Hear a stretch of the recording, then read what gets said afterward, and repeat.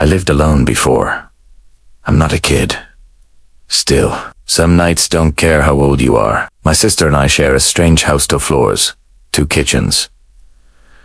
She lives downstairs. I live upstairs. That night, she wasn't home. She was with her boyfriend, miles away. I knew that. Or at least, I thought I did. I was watching a horror movie in the dark. My living room is open couch in the center. Empty space behind me. The kind of setup that makes your spine itch. I kept looking over my shoulder, pretending I wasn't scared. After the movie, I shut off every light and went to sleep. 2 hours later, I woke up. At first, I didn't know why. Then I heard it. A voice. Downstairs. It was my sister's voice. Not muffled, not distant.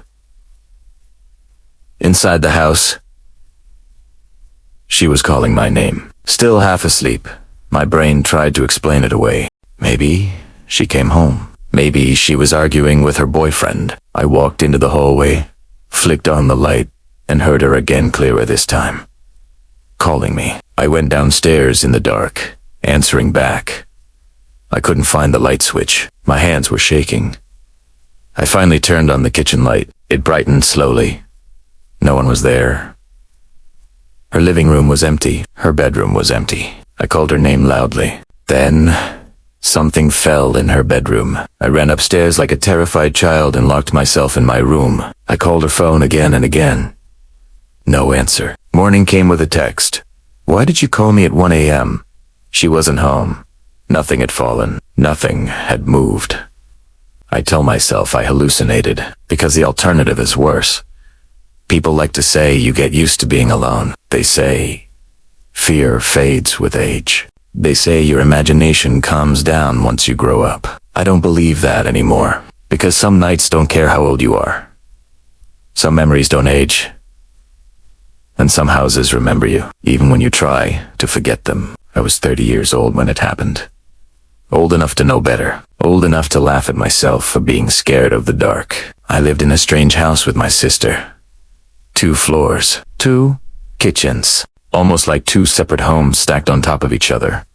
She lived downstairs. I lived upstairs. That night, she wasn't supposed to be home. She stayed with her boyfriend most nights. He lived far enough away that when she went there, she didn't just drop by. She stayed over. I knew that. Primera, Dasloa, Eselon. I had been watching a horror movie in the dark already, a bad decision. My living room had an open layout, couch in the center. Empty space behind me, the kind of room where your back feels exposed. I kept glancing over my shoulder, pretending it was nothing. When the movie ended, I turned off every light and went to bed.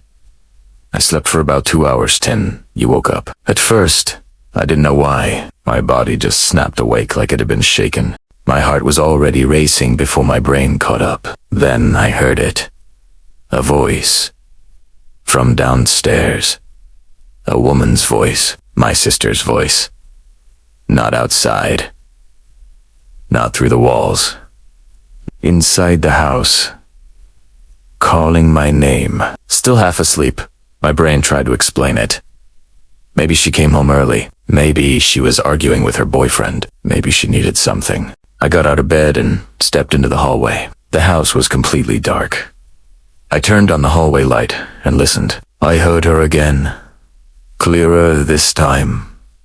She said my name. I answered back, my voice rough with sleep. I walked toward the stairs, feeling stupid for being nervous. As I went downstairs, I couldn't find the light switch in the foyer. My fingers brushed the wall, missing it again and again. I remember thinking how strange it felt, like the darkness was thicker than usual. I finally reached her kitchen and flipped the switch. The light came on slowly. Her apartment lit up in stages. And there was no one there. No sister. No boyfriend. Her living room was empty. Her bedroom was empty. I called her name loudly. That's when something fell in her bedroom. A sharp sound. Something hitting the floor. I didn't investigate. Primera. Ra. In. I ran back upstairs like a terrified child, locked myself in my room, and grabbed my phone. I called her again and again. No answer. Eventually, exhaustion won. Morning came with a text message. Why did you call me at 1 a.m.? She hadn't been home. Nothing had fallen. Nothing had moved. I tell myself it was a hallucination, because the other explanation means something in that house knew my sister's voice and knew my name. Fear doesn't always scream. Sometimes it just watches. I was 14 years old. My mom worked overnight shifts. My house was quiet in a way that felt wrong. A girl I liked had just left. I was alone, lying in bed. TV on low volume, and then I heard a chair scrape across the deck outside my window. I got up and looked. Someone was sitting there. A man. He was staring directly at my window. I called out, thinking it was a friend messing with me. He looked up. That's when I knew I didn't recognize him. Primera basket, Hawaii, heart pounding. Texted my friends. None of them were there. I looked again. He was still sitting there, still staring. I asked him what he wanted. His shoulders began to shake. He was laughing without sound, wheezing like he was struggling to breathe. Then I heard the back door being pushed. Then the front door. I hid until morning. If the doors had been unlocked, I wouldn't be telling this story. I was 10 years old when my parents rushed to the hospital. My brother had been hit by a car. They left me home alone. It was past midnight when I heard the front door open. I expected my parents. Instead, I saw 3 tall silhouettes standing in the dark living room. They weren't my family. I hid in my closet, behind boxers, holding my breath as footsteps entered my room. Someone touched my bed. Then the closet door opened. They stood there. 20 seconds, then they left. They robbed the house. They could have taken me. Years later, I was alone again, standing on my deck late at night. Music playing. Woods behind my house. I heard a man's voice calling from the trees. Hey! Over here! I ignored it at first. Then he said he needed help. Then he said he could see me. Something felt wrong. Primera? Ba? Queda away. Later, he was in my backyard, laughing, banging on my window, screaming for help while enjoying my fear. The last time nearly broke me. I saw a woman standing inside my house at an upstairs window. She disappeared. That night, I heard movement. She crawled out from under my bed. I fought. I screamed. I survived. The police knew her by name.